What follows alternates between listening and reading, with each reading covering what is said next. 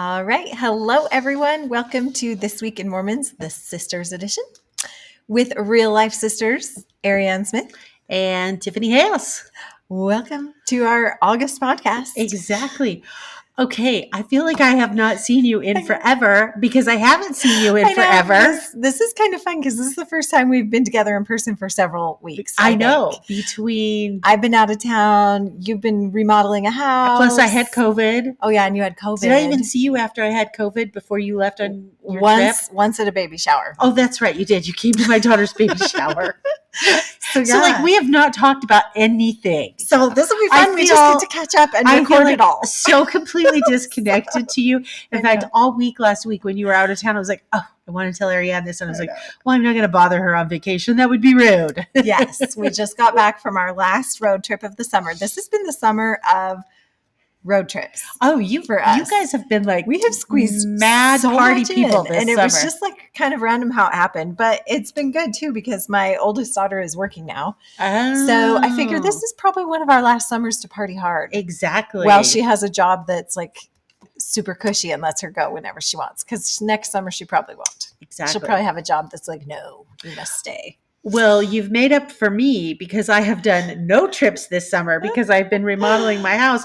Yes. And my husband was strongly reminding me of that on Saturday night. Oh, because you guys have an RV now. Not that we've used it in a year. He probably wants to get out in the RV. Oh, he's a little bitter. Uh-oh. He is a little bitter that we have not. He missed the whole camping season. Yeah, that he you got like missed camping season. 2 or 3 more weekends. You better go. I know. Well, yeah. Then we got temple commitments and, he's just like, it's always something. And he's not wrong. I mean, he's very, very correct in that. But my house remodel is done. That's what really delayed our playing this summer. Yes. Is every free moment was taken up with our house remodel. And I was just giving you a bad time. I was like, you need to come over and see my house and admire my hard work. I have not even seen the glorious remodel yet. So I will road trip myself over to your house. Anyway, it has put me mentally in a whole new frame of mind because having my house ripped up for 4 months was just like, that is great. That was more, the visual chaos was more than I could handle. Yes. So anyway. Okay, well, I briefly mentioned this to you right when you walked in and your jaw dropped. My jaw did drop. So please share with the listeners. But we have to update because we always talk about my extra steak. Oh, your steak. And we know that we think the listeners like to hear about the shenanigans of my extra steak. Now, if you are a longtime listener, you will understand the extraness of Ariane's steak. If you are new to our podcast, you must understand that when she moved into her steak, there was a lady in her ward that said, "Welcome to Zion," and they have not disappointed. They are extra. If the prophet were to say, "Read the Book of Mormon," they'd be like, "As a steak, we're going to read it 3 times the amount of time he wants us to read it once." True. I'm living in a steak full of overachievers. Oh, and once again, they casually announced on Sunday. We were not there on Your Sunday. Your steak needs some more trials, is what I've decided. Come over to my steak. We're heathens. We got lots of trials in my steak. We were gone on Sunday because we were still coming back from our road trip, but we turned on the Zoom because our ward still offers the Zoom, unlike some wards, which is a very nice feature. Which is very nice when you're traveling. So we had the Zoom on in the car while we were driving, and they casually in the opening announcements said there will be a steak back to school fireside coming up on August 28th featuring Sister Bonnie Corden. I was like, oh, I know her. Like the General Young Women's President. She's coming, like she's in person here to your steak in little old Meridian, Idaho. I think, unless I was interpreting it wrong, I'm assuming she's coming because they've done this before. They've brought in Sherry Dew and like some other heavy hitters before. Exactly. So here, when you told me that, and after I picked my jaw up off unless the ground, I would misinterpret, is this maybe like church-wide? But they said it was a steak fireside. Yeah, I'm knowing your steak and their extraness, I'm pretty sure they did something. And so then that makes me pontificate, how in the world did your steak pull this off? But I will say, because your state president is quite tenacious. He is. If you recall, he wanted that statue of David for the or the statue, not the David statue, the Pietà. The Pietà, that's what it was. Yes, he wanted that for your Easter thing, and he did not stop until he got that. He got it. He flew it out here from. So we're wondering, DC. Did he get Bonnie because of connections, or did he just endlessly harass the church? Somebody slipped him a phone number maybe, and he just started calling. I don't know. If he doesn't have a phone number, he'll get a phone number. That's very true. Well, I am going to give him props for his tenacity. I will say that. Because people who are tenacious tend to get things done. But yeah, I think I need to give you a little assignment that you need to get to the bottom of how they coordinated getting the young women's president here for the back to school fireside. I need the scoop. Maybe he'll tell us in a talk. Sometimes he tells us his secret ways when he gives a talk. That's very true. So this is a return and report, my friend. All right. Okay. We'll let you know. Yeah. Well, and that seems about par for your extra steak. Yeah. It's right on brand. Yes. Well, I am maybe weeks, maybe days, at least probably, I don't know, away from my new title, which is grandma. This is so exciting. This is so exciting. My daughter went to the doctor today, and I will spare you with the details because that would probably be TMI. But let's just say her body is progressing towards labor. We'll leave it at that. So exciting. She's about 2 weeks away from her due date, a little over 2 weeks away from her due date. And so. Okay. So what's your grandma name going to be? Because I remember many months ago, you were like, I need a grandma name that's not grandma. Have you accepted the term grandma, or are you still taking applications for better names? I have decided, because I've tried many on for size. Gigi. No, Gigi. Gigi just doesn't fit me. I had a lady in my ward, and that was her given name in Provo was Gigi. Okay. And so I have a hard time associating that with grandma, and I associate it with her, not in a negative way. She's a very lovely individual.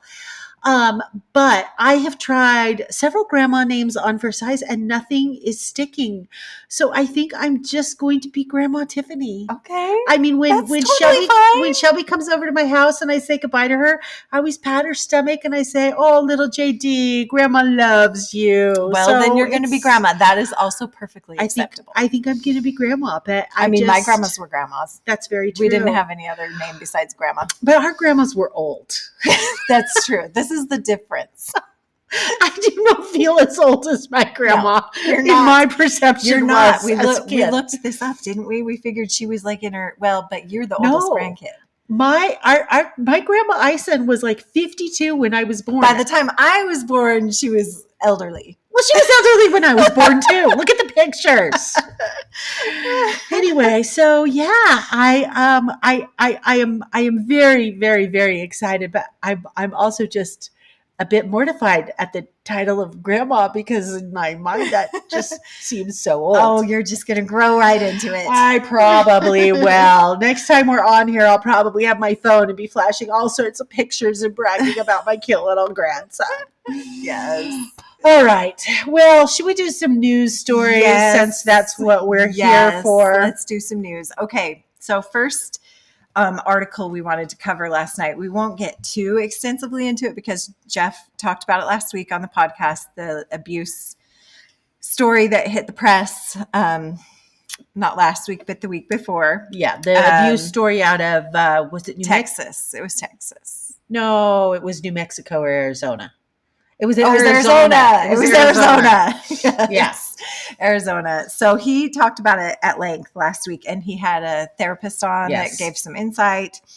But I really liked this article that has come out in the meantime by Common Consent. It was by Laura, who writes for By Common Consent, and she had written the title of the article was "What Would Doing It Well Look Like?" And she kind of just talked about what could we do better?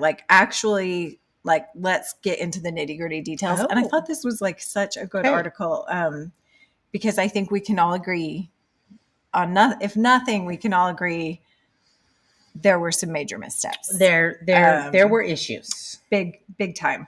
So she's been a reporter for a while, and she said that when this hotline, the hotline with the attorneys first came out back in the 90s, she tried calling it because she was just doing research and was curious. And when she called it, she assumed it was for everyone, for survivors. All she had heard was there's a hotline for abuse. Okay. So she called it. The person who answered, this was back in the 90s, said this, how'd you get this number? She said, I found it online in some like chat groups. Like she had done some digging to find the number. And he said, this is only for bishops or other priesthood leaders. We can't talk to survivors. And she said, well, is there a hotline for survivors? And he said, no, contact your bishop. So she was like, oh, okay, this is not what I thought it was. And as time has gone on, we've seen that is not what the hotline is for. It's for bishops and legal advice and things like that. Which she said, she admitted was much needed at the time. I mean, before that, it was willy-nilly, nothing, like no resources for bishops to go on.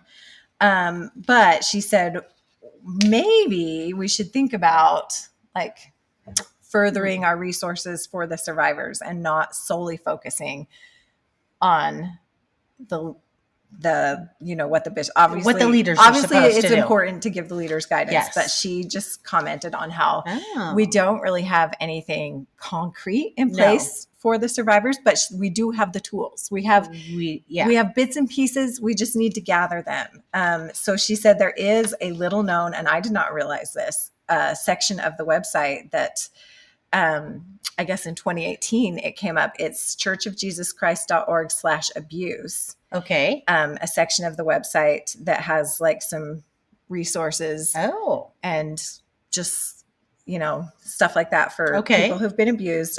She said, but while the website is available for members, it's not really like known, not even, it's just not talked about a lot. And it's not talked about a lot to bishops and leadership. So then they're not talking about it with sharing members. Yeah. So it's not like referenced in general conference. So she's like, we just like, why are we not talking about this? Why are we not directing people there? Why are we not referencing this in conference talks? Like we could get the word out if we wanted to.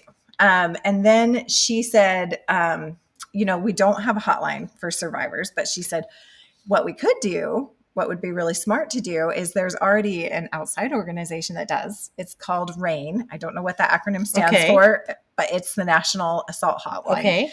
And it's in the U.S. and there are counterparts in other countries. Oh. And it is a hotline that like any abuse survivor can call and get information and resources and help.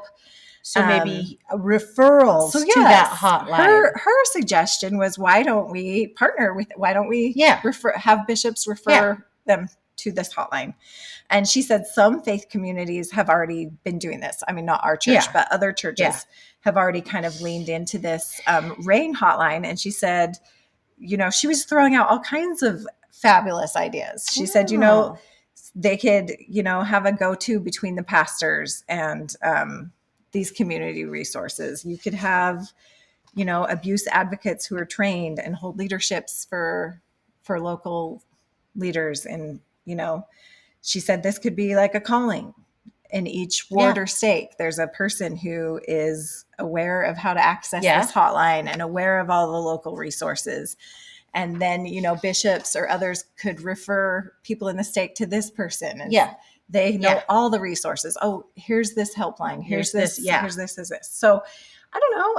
She just, said that from her perspective, she just felt like that helping and supporting the survivors would help us live, our covenant to mourn with those that mourn and serve in a Christ-like way. And I can totally see that. And I just thought that those were some really positive, good ideas. I like her ideas and I agree with that, because while the church's response to these things has definitely improved over the years, there's still room for growth. And so let's improve some more. Right. We've got to. Exactly. We've got to. It's just, we just can't keep going. No, we can't. In the same way. So I hope with every tragic story that comes out like this, that we are chiseling away at. Exactly. At how can we be better and do better? Yeah. So And I think that naturally occurs. And as we know, change in the church is incremental, and we are like a freight carrier. We cannot turn on a dime. Our turns are wide and slow. So anyway, all right. Well, on to another topic that Jeff has talked extensively about.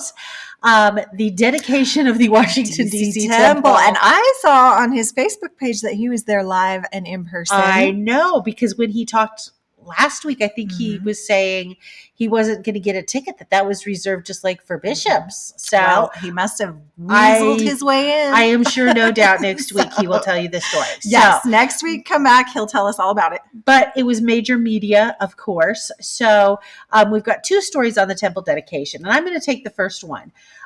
Mitt Romney, as we lovingly like to call him, Mittens Romney, because he is two things. Because he is a sitting politician, he is a senator from Utah, and also a member of the Church of Jesus Christ of Latter-day Saints, has a lot of national exposure. People know who he is.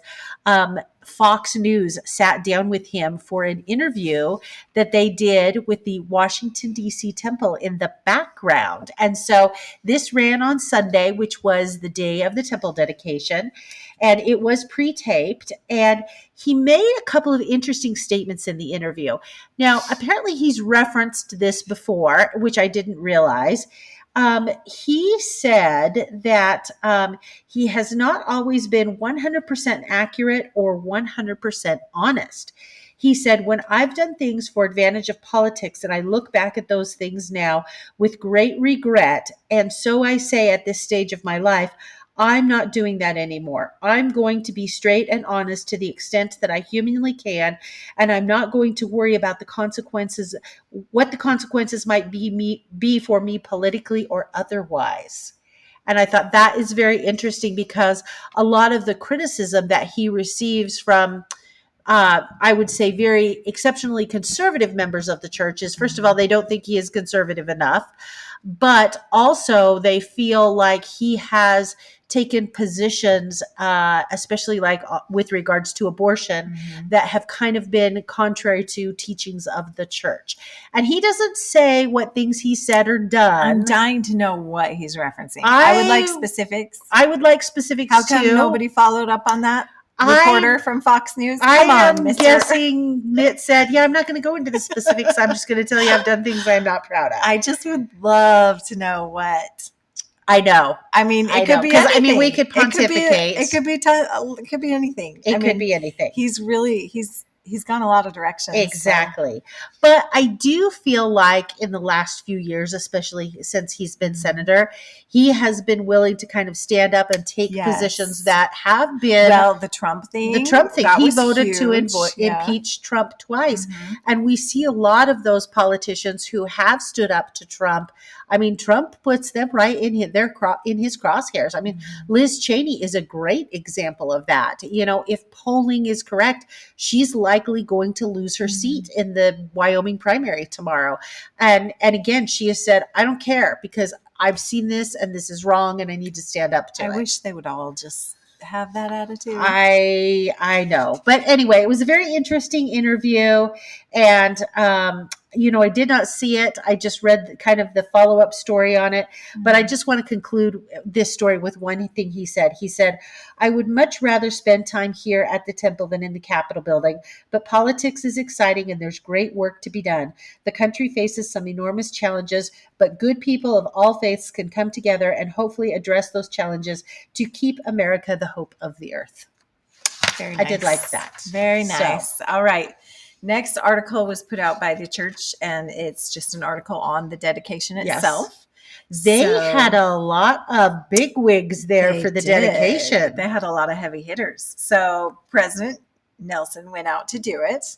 And I didn't realize this. The article said this was his first time traveling since the pandemic. I know. I had not realized that. I had not because realized the that other either. General authorities have been out and Yeah, about. exactly. But I guess this was his first time out. Well, I suppose when you're 97, almost Yes. 98, they want to put you keep you in a little cocoon. He probably has to be extra careful. So, and they did say everybody in the temple was masked. Yes. Extra precautions. Yes. Anyway, so he went out and dedicated it. He praised the magnificent work. He made a joke about the weather. Because I guess they had really mild weather yesterday. Yeah, and he said... Which is unusual for this time of year in Yes. DC. Usually it's oppressively hot with lots of humidity. And he said, let it be known who's in charge. Ha ha ha. He does have a good sense of humor. I love it when he tells a little joke. Just makes me happy. Anyways, he was also at the 1974 dedication. Which I did not know. He accompanied President Kimball. And it said he was not an apostle yet. No, he was a doctor. And I think he was there, and it said somebody got sick. One of the senior leaders got sick, and Dr. Nelson spent the morning helping them, and then came in time for a later session. He missed that first session because he was helping someone. Anyway, he said it's more beautiful than ever, and it was stunning before, and it's even more beautiful now. He said there's been even more light. Many heavy hitters were there. We had Elder Oaks, or President Oaks, President Eyring, Elder Cook, Elder Christofferson, Elder Gong. They had a quorum practically. Yeah, they had quite a few. And then first counselor in the primary presidency, Sister Wright, and I'm sure many, many other leaders. Yes. Oh, and then they listed all of their wives separately. And I thought that was interesting. Sister Wright's husband. And Sister Wright's husband. They listed them at the bottom of the paragraph too. Yes. Whoa, what's going on with our lighting here? I don't know. Oh dear. Okay, so did this light go off? That was that light. Sorry, technical difficulties. Anyway, so yeah, he's just said, I look upon each temple as a symbol of Jesus Christ. He is our mediator with the Father, and each temple stands as evidence that there is life after death. So it sounds like it was a beautiful ceremony. Well, and the other interesting thing was he released a little video clip today. Well, probably not him. He's got people for this. Released a little video clip on his social media channel, Russell M. Nelson, and he is talking about the sacredness of the temple and some of the same words that he speaks about in that article. But one of the things that kind of struck me in this video clip was, okay, so he's 97. He's going to be 98 in a couple of weeks. No, he just turned 98. No, he turns 98 in September. Oh, you're right. Yeah. No, he is the longest serving now, but he turns 98 in September. We got one more month. Well, 1 month and a few days, or little less than a month. Anyway, he is looking older in this video than I've seen him look. I haven't watched it yet. And I saw a still picture of him from the temple, and I just was noticing a lot kind of more wrinkles, and just he is physically looking older to me than he's ever looked before. But when you listen to him in this video, sharp as a tack. There is not a darn thing wrong with his mind. Like he's probably got more going on, and he's probably sharper than me. I'm pretty sure of that. So, but I did notice that it was interesting to see, like I said, I noticed some physical aging that I hadn't seen before, but definitely no mental decline. So it's interesting. It's interesting because when they get a certain age, even just going 6 months between conference, seeing them, you can really tell a difference. Once you reach a certain age, it just so quickly things change.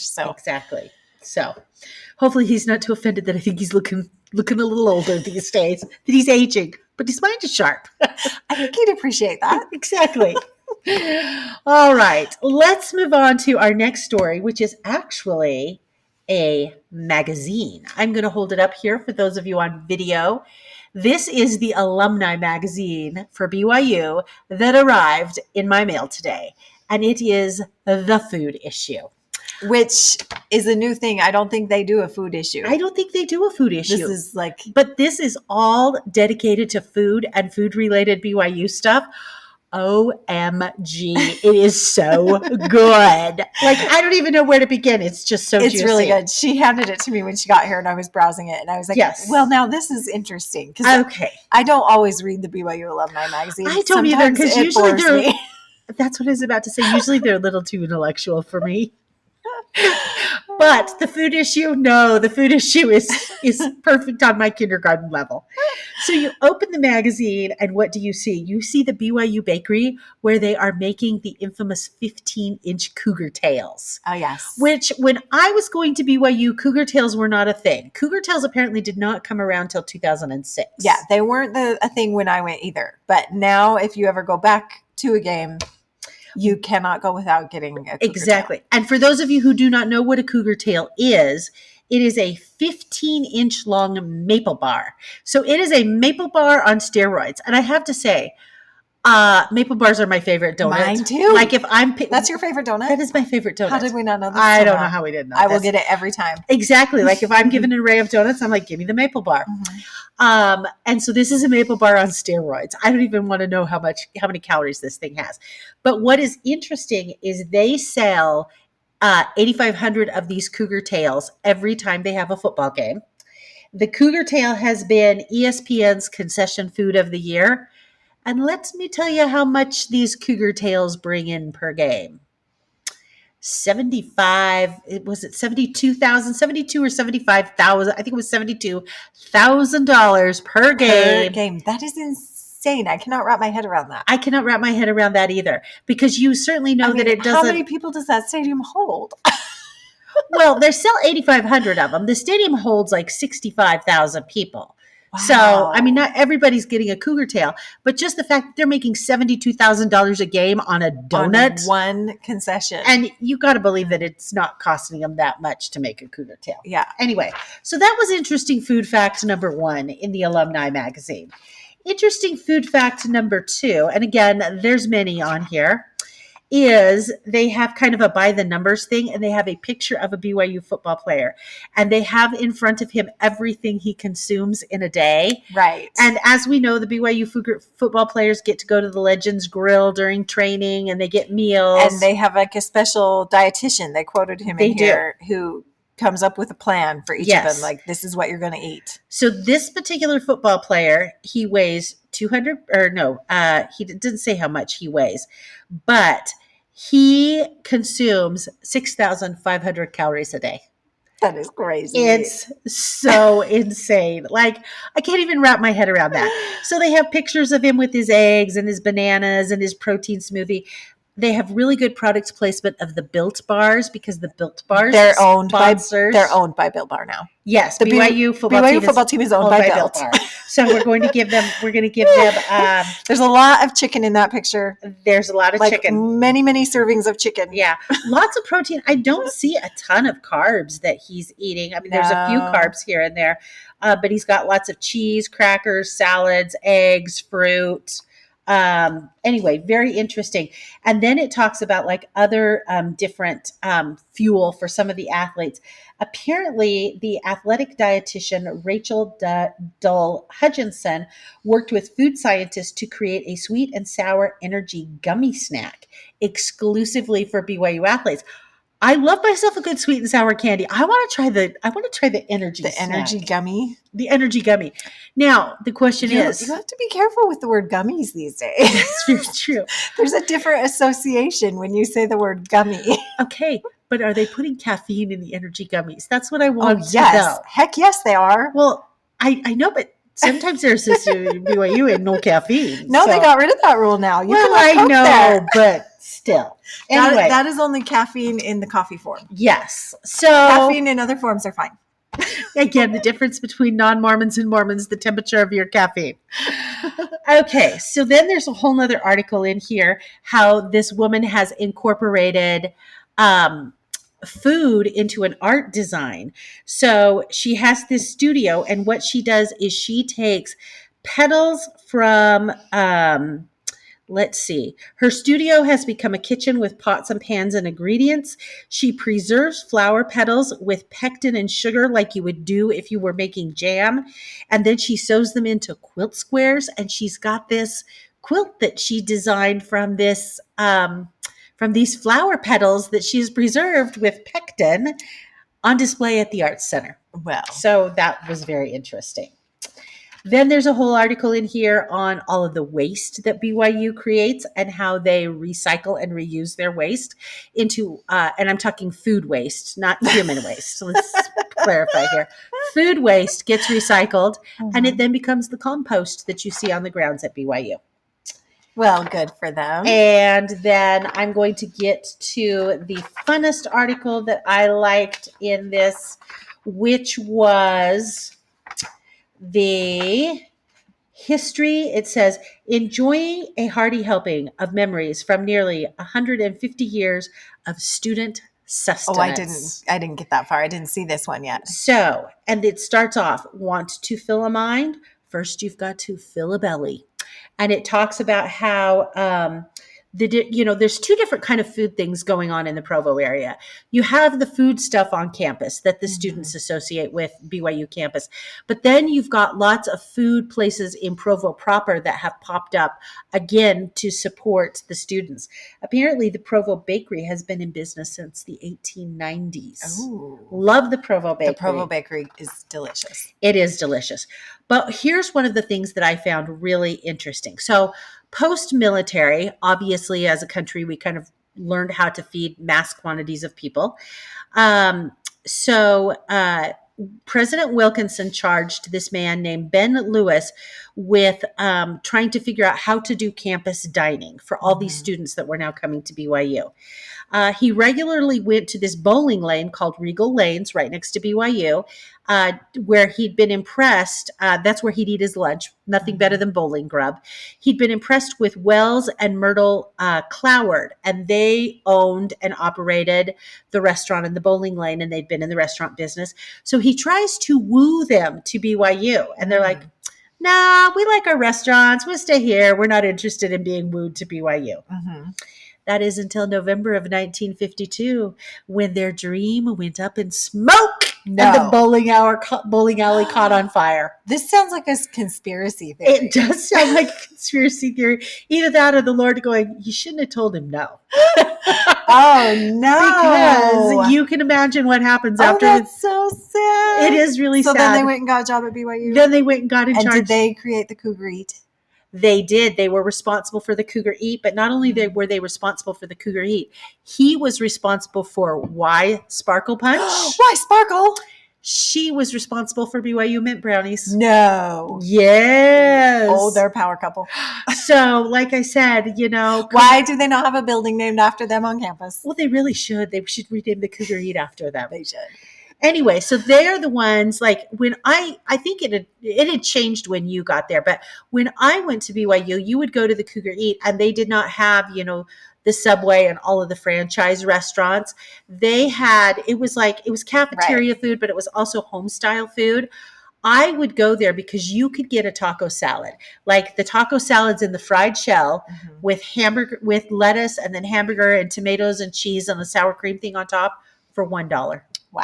I kid you not. I ate those all the time. They had those taco salads, I think, when I went there. When I was in BYU, it was like late 90s, early 2000s. Yeah. It was the shift. They were transitioning. So they had a couple of chains. I think they had a Taco Bell and a Subway. Yeah. But they still had like the homemade the cafeteria, homemade stuff. but very scaled down. Yes. So yes. So anyway, yes, the Clowards were infinitely responsible for many BYU favorites that we now share. They also go through a timeline of kind of historical food things that happened at BYU. One thing that I thought was really interesting is they gave a shout out to J-Dogs. They did. They said in 2004, BYU undergrad Jason Edwards starts selling J-Dogs from a shack just south of campus. Okay, he should get a shout out because he's built quite the business off that. He has built quite the business. BYU adjacent hot dog shack. Anyway, so if you are a BYU alumnus, look forward to your BYU magazine on food. I've only hit a few things, but it was really fun. It was a walk down memory lane. Okay, that's very fun. Okay. Next article is changes to tithing settlement announced. Oh. Nothing major. They're changing it from being called tithing settlement to being called tithing declaration. Members can now begin tithing declaration interviews with bishops or branch presidents as early as September 1st of each year to allow local leaders additional time to meet with families and individuals. So they're also giving us more time, probably for the bishops. They spend so an inordinate amount of time at the end of the year. Tithing declaration. Yes. I have to get it in my head now. Not tithing settlement. Tithing declaration. So now they have a little extra time. I don't know when they started before. I feel like maybe November 1st. Yeah, our bishop usually starts around the beginning of November. Our bishop always tried to get it done before December. Yeah. So anyway, tithing declaration. All right. Okay, our next article, it's kind of an interesting story. So, and it's kind of it's a sad story, and it kind of, I don't know, brings up a lot of different questions. So, there was a U.S. Navy lieutenant in Japan, and his name was Ridge Alconis, and he was serving in the military in Japan. He and his family had gone to Mount Fuji for the day.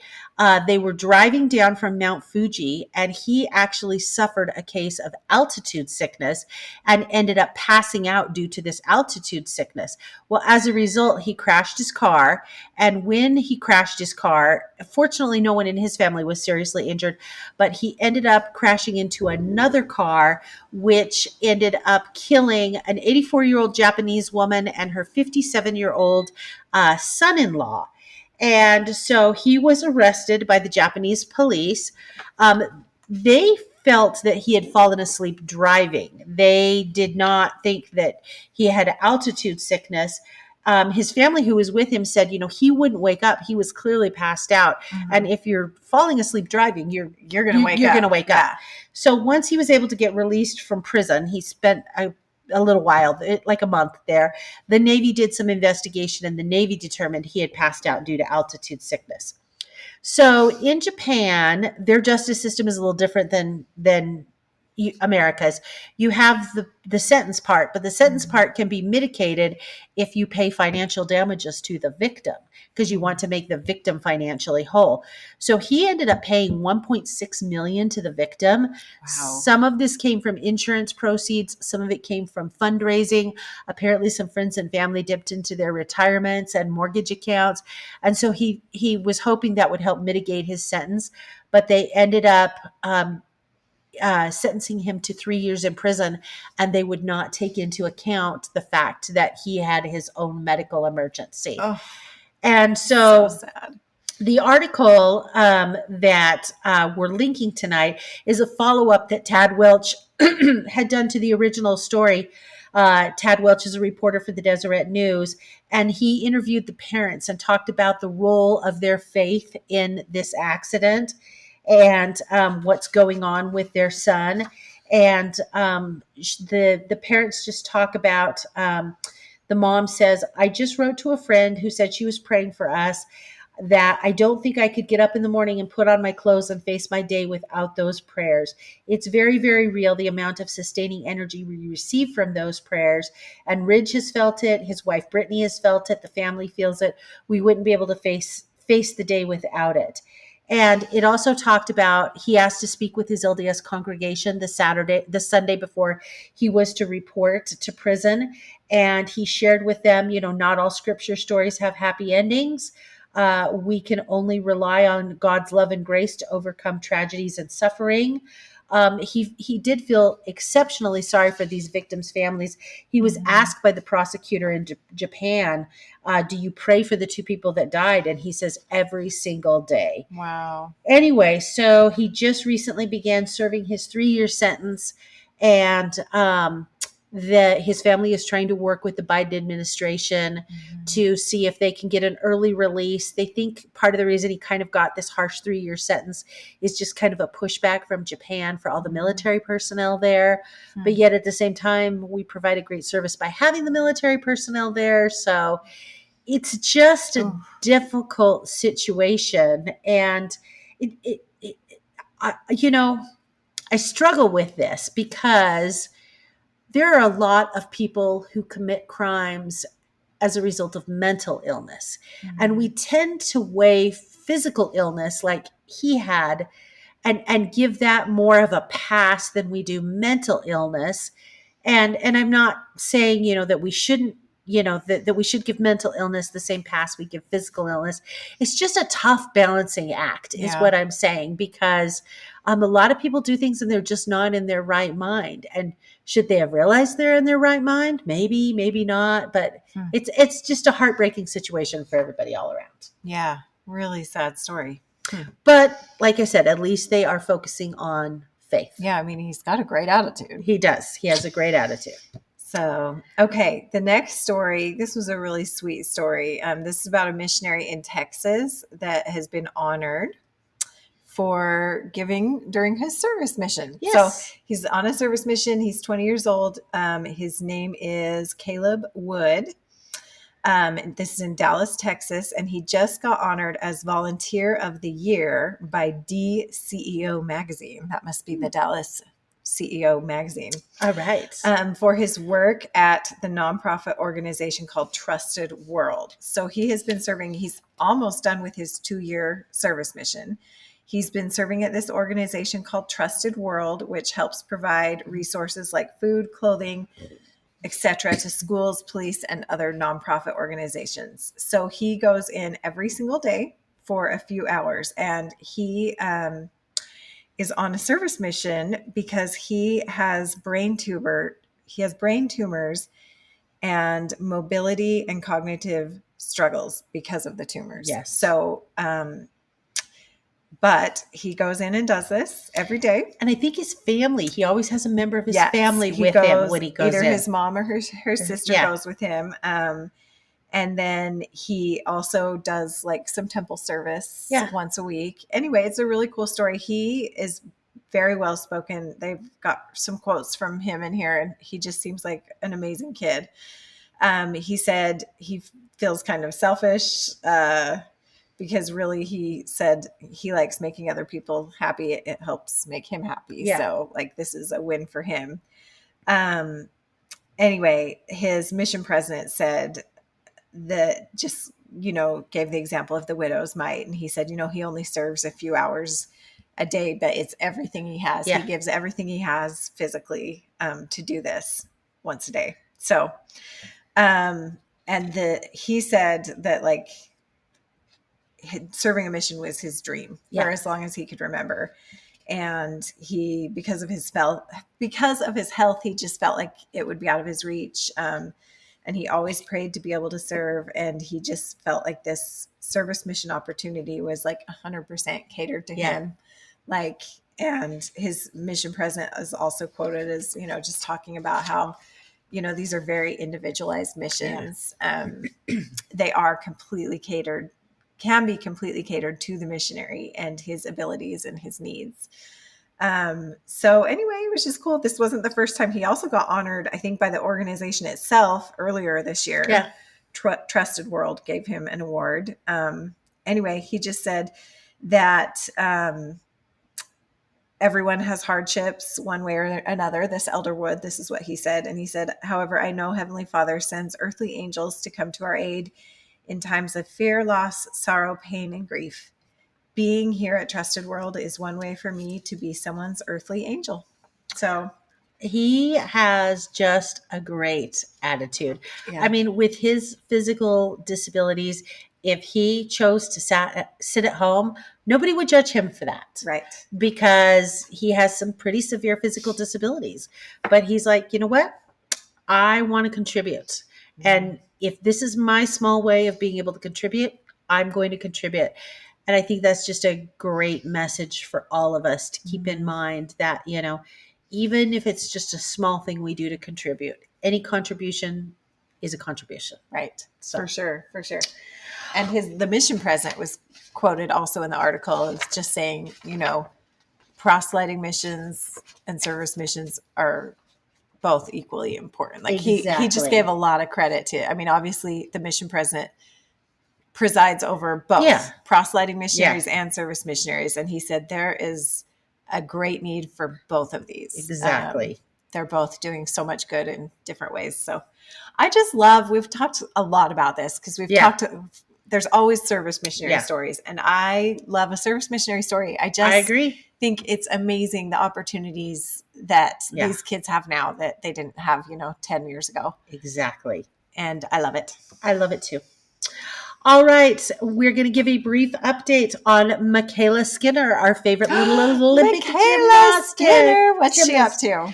So it's been a year since she won her medal. Mm-hmm. And so, wow, that was a year ago. It was a year ago. And why does that seem like longer? I know. They caught up with her. And she talks a little bit about her faith and how that helped her during the Olympics. At first she thought, she didn't make the team, right? She didn't make the team. Well, she qualified. The problem is Simone Biles, they had 2 qualifiers on the vault. They had her and Simone Biles. And Simone had a higher vault than her. So Simone was going to the finals and her Olympics was done because she was only a vault specialist. And so, that was obviously somewhat of a devastating blow for her. And she says, I remember getting down on my knees and praying. I just kept having a feeling that my Olympics were not over. It was as if the Spirit was telling me this isn't over. And so then, of course, as we know, Simone withdrew and MyKayla was able to go in and she earned herself a silver medal. And she just talks about just how when she was over there in Japan, her family and her husband and everybody was here in America, and she could feel their prayers for her and she could feel their faith and how that really helped her. And she also talks about she's got 1 more semester of college to finish. She wants to have kids, and she hasn't decided yet how she wants to, when she gets through college. She said she'd like to connect more with Latter-day Saint youth, write a book about her story, perhaps utilize her YouTube channel and other social media platforms to be able to connect with LDS youth and share her testimony. So good for MyKayla. Maybe she'll show up on a face-to-face one of these days. That could be possible. All right. Okay. Oh, we have a story. We have a Boise-based story. Has anybody talked about this yet here? I guess they haven't. We had a fire at a church here in Boise. Yes. LDS church. It was arson. It was. He broke into the building, set the thing on fire, and then sat in his pickup and watched it. And somebody had seen him and pointed to the cops and said, he's that guy right there in the black hoodie in the pickup. He's just watching it burn to the ground. And I'm dying to know the motive here. Like, we've got no history. I just want to know, like, were you a member once? Yeah. What's your beef? Was that your bishop? Or do you just pick random buildings to burn down? I'm just so curious. Exactly. But we don't know details, but we do know that the saints are carrying on. There were 3 wards in that building. They've all been assigned to other buildings. Yes. It was not our stake, neither of our stakes. Yes. But the building is like not a total loss. They can restore it, but it's going to take a while. Exactly. Also, I thought this story was funny. You got to talk about that story because I loved it. I thought it was really good. The bishop or the stake press, whoever they were interviewing in this article said that a youth music leader came forward and she was super worried because a children's songbook that was passed down like from her grandmother to her mother to her was in the building at the time of the fire. And she's like, I got to get this book. Which begs the question, if the book is so valuable, why are you leaving it in the church? Okay, continue. I know, because seriously, from my experience, you leave something at the church, you never get it back. No. The church lost and found is a deep, dark hole of abyss. Like, never have I found anything I have lost at the church, ever. Okay, so finish the rest of the story. That's my soapbox. Hey, church lost and found. That is a fair soapbox. Nothing comes back. Anyway, they went in and they got the songbook for her. They said that they were like, well, there's some smoke damage, but she was just like, that just adds to the lovely history of this family heirloom. So maybe she'll learn, keep the heirloom at home, not the church. So now she's got a nice little story to go with her songbook, which I'm assuming she will pass to her daughter. I would assume so. Also, if this is for grandma's songbook, how many songs in there are still hanging around? Like, I want to know which songs are still that's got to be the a pretty songbook. old songbook. And there's gonna be less and less because we know they're working on new songbooks right now. When I was a kid growing up, the songbook was orange, and it was I Sing remember With that Me. one. I loved it. Does she have an older version of Sing With Me? Well, it must be if it's from her grandma. I would think so. Sing With Me came out in like the 70s. Yeah, I don't know. All I know is that's the one that was around when I was a kid. It had the best pictures. No, Sing With Me had no pictures. Oh, I'm thinking of the one after that. You're thinking of that the one came after out that. in the 80s. That was also, or it was yellow. No, it was blue like it is now. I'm pretty sure. No, there's a different one. There's Before a different the blue one now. It's yellow and it had pictures that were awesome. I know because our younger sister cut it up and we had to painstakingly tape it back together. And I was really mad about it because I like to look at the pictures in that one. Well, I can tell you the orange book from the 70s had 0 pictures in it. Okay. Okay. Well, who knows? Maybe it's the orange one. Or maybe there's one even older than that. Who knows? There could be. All right. Now, at this point in our show, we typically move on to Mormons behaving badly. However, in the last 30 days, although I did give an update on Mormons behaving badly when I podcasted with Jeff. Oh, yeah. I don't know if you know, I cheated on you. I podcasted I did know with that. Jeff. I quite enjoyed it. I love hearing you, Jeff. But I had no Mormons behaving badly for tonight. So, which is always a lovely thing. It is a lovely thing. So I decided tonight we're going to do a new segment. And this new segment is going to be called Marvelous Members.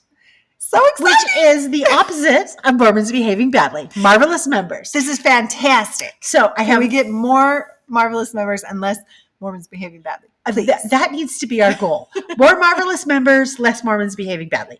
So I have 3 just quick shout outs tonight in marvelous members. Okay. The first shout out goes to a Latter-day Saint golfer, Tony Finau.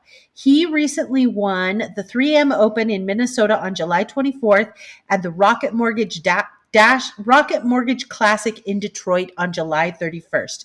So he won some pretty big back-to-back tournaments on the PGA Tour. He is 13th in the world, and he has not been shy at all about his LDS faith and the role that his LDS faith plays. He said in an interview in 2018, "Everything I do is deeply rooted in my faith, especially in Jesus Christ. I find that my upbringing in the church and my relationship with God are huge benefits to me in helping me become the kind of person I want to become." Well, that's cool. So that is a marvelous member. Now we're going to do marvelous member number 2. Okay. This is the show So You Think You Can Dance. It is a reality competition show.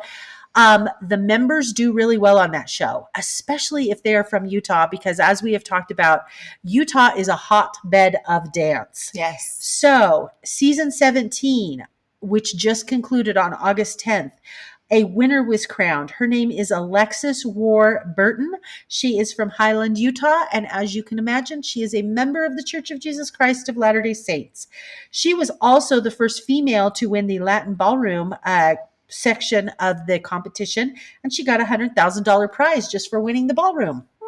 Anyway, she grew up performing at Stenner Stage in Orem.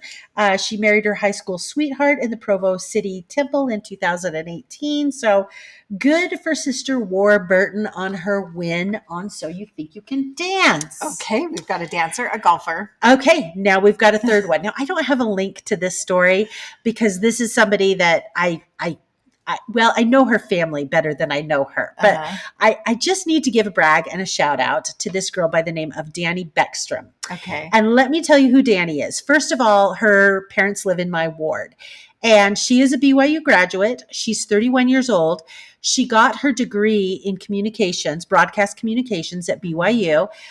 She originally wanted to be a sportscaster, and then she realized there's no money in sportscasting. So she went and got an advanced degree, a master's degree in meteorology, and do not call her the TV weather girl. You call her the weather meteorologist, because that is what her title is. So she started on some stations here in Idaho, and then she got hired and she went down to Florida. She was in Florida for 3 years. And then 3 years ago, she started in Vegas. She was the chief meteorologist at the ABC station in Vegas. Her contract was coming up. She was about ready to sign a new contract with Vegas when out of the blue, she gets a call from ABC7 in New York City. Ooh. And ABC7 in New York City, first of all, New York is the number one media market. Mhm. We've talked about that with Zach Wilson. The ABC station in New York is the number one of the three big broadcast stations in More New than York. NBC. More than NBC. And ABC New York is actually owned by Disney, which owns national ABC. Not all of the local affiliates, most of the local affiliates are independently owned. She gets this call out of the blue and they're like, they give her a little interview and they're like, yeah, we'd like to hire you. Would you like to come to New York City and be a meteorologist? Ooh. Which she was like, are you sure you have the right person? Well, she's moving up quickly. We might see her on the Today Show someday.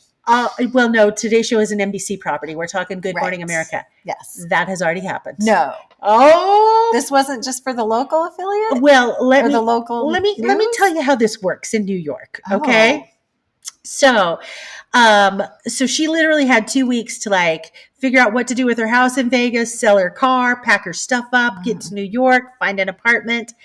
And this had been a lifelong dream for Danny. She had done an internship 10 years ago in New York City. She walked past the ABC station every day and she's like, I want to be there. And this literally just landed in her lap. So when you get to ABC New York, that is akin to basically going national, because that is where, and the same is true for NBC and CBS.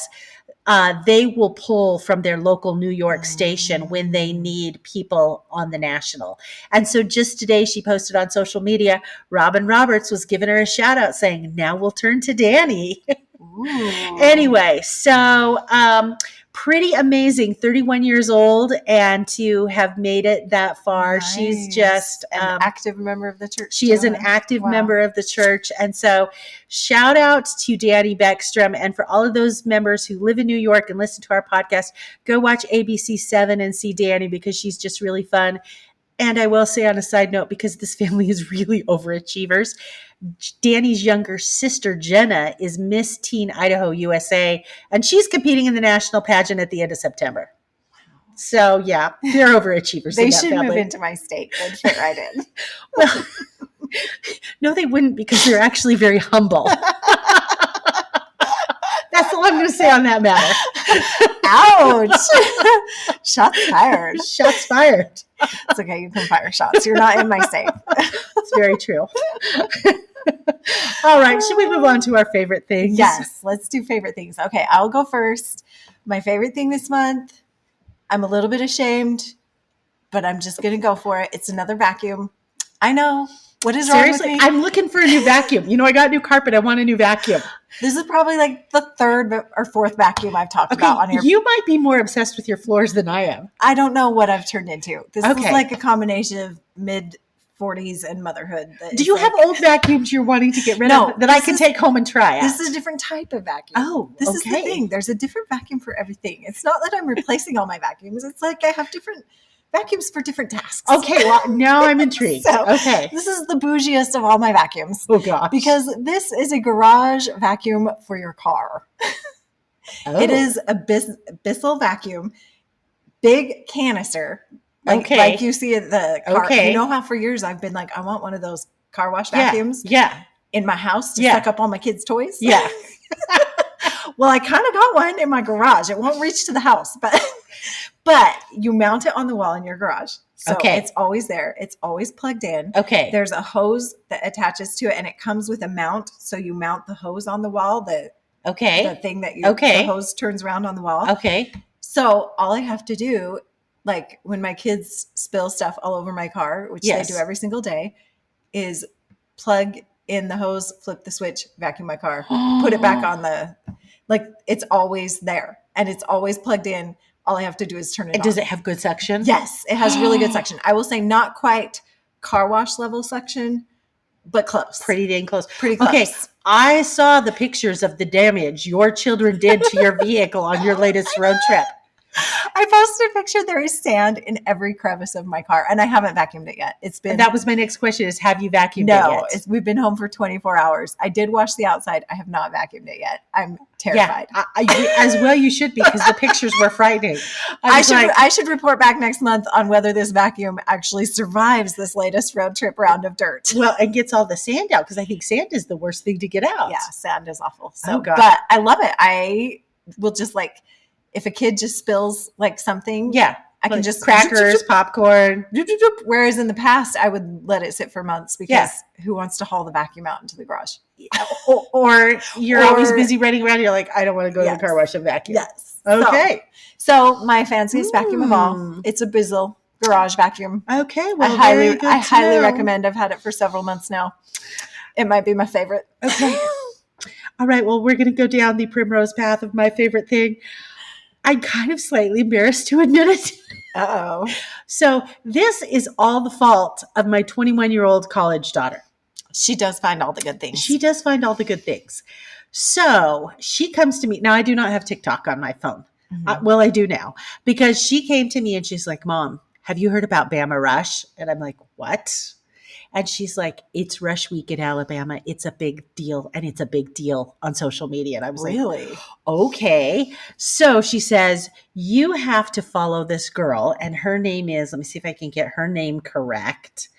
Her name is Kylan Darnell. Okay. And she was like the queen of all of the Rush girls. So apparently this is a thing that started last year. So Rush, this is for sororities at Alabama. And apparently sororities at Alabama, it's a really huge deal. Mm-hmm. And so they have this whole Rush Week where everybody goes and tries on sororities, and then they get bids and all of this kind of stuff. And so last year, the girls who were rushing would put TikTok videos on, and people would rank them, and people would be like, oh, they should go to this house, they should go to that house. So this Kylan was she was like first round draft pick this year for Rush. This is a whole new world that I know nothing about. New world. So every day she gets on TikTok and she has what is called the outfit of the day. So OOTD. Oh, I have heard of that. Yes. OOTD. Yes. OOTD. So she'd get her on and she's like, my dress is from this, my shoes are from that, my earrings are from this, my bracelets are this, my rings are just my normal rings, which are anyway. So between and she did a good job of pairing designer stuff with Shein stuff. And so between the totally wild outfits and the designers and she's like, but it's not about the outfit. It's about your grades. It's about your community service. It's about your philanthropy. I can't even pronounce that word. Anyway, and so she was so entertaining to watch. And of course, she's a beauty queen. Of course. In fact, she will be competing against Jenna because she is Miss Ohio Team USA. This sounds like Legally Blonde. Oh, it is so legally. It's like the reality version of Legally Blonde. It's like a real life Legally Blonde that we can all watch on Instagram. The sorority she picked, their color is pink. Anyway, so all week, I have been following Alabama Rush. I am a 54-year-old woman following college sorority girls. Okay, I'm sorry, I'm dying laughing. This is hysterical, and this is not what I expected. Oh, my goodness. We've really degenerated the show tonight. Jeff's going to fire us. Oh, man. Anyway, it has been so highly entertaining. So that's why it has to be my favorite thing. And so I had to get TikTok so I could follow Kylan. So she picked her sorority. And now are you going to continue to follow her? She picked Zeta, Tau, Alpha, I think is what it was. This means nothing to me. It means nothing to me either. But I know their color's pink now. Of course I'm going to continue to follow her. She's highly entertaining. Okay, so she lives in a world that I have no concept of. Is she? She's not a freshman. She's like she's a freshman. Oh, she's a freshman. This first year at Oh, Alabama. Has school started yet? No, because they do Rush before school starts. But she's moved into her dorm room, which of course is decked out in Chanel. And I'm not kidding. Chanel. Okay. And but it was decked out in Chanel, but she also did a collab with TJ Maxx and Marshalls because she's getting all of these followers. Like her Instagram star is like a rocket right She's now. going to drop out of college. And she was voted in high school most likely to be famous. Well, that didn't take long. No. Okay, well now I'm intrigued. Look at what you've done. You got me to follow that stinking Turtle Creek family, and now I'm going to have to go follow the sorority girl. I know. I blame your daughter. I do too. It's all Lauren's fault. Let's just blame Lauren. All right. Well, we better end the show before, again, hopefully we still even have a show. If Jeff hasn't fired us. Jeff will be back next week to talk about real stuff like the temple. Exactly. Okay, but thank you for listening. Yes, thank you for joining us tonight. And if you want to express your utter displeasure to Jeff that we follow college sorority girls, please reach out and contact him at thisweekinmormons.com. Or we've got the Facebook, we've got the Twitter, we've even got some Instagram. There's lots of ways to get a hold of us. And if you really want to be a true supporter, you can pledge $3 a month to Patreon to help Jeff keep the lights on. Thank you very much. Thanks for listening.